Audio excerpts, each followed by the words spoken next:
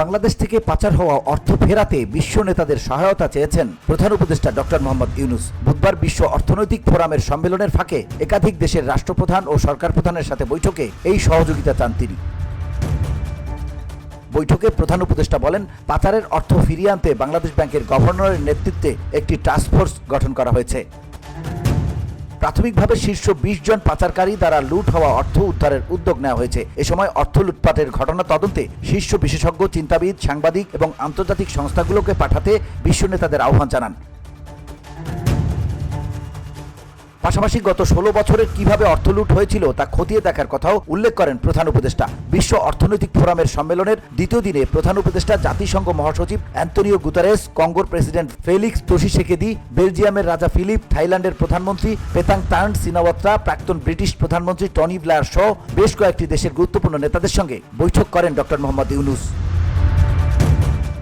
VOD Bangla news desk.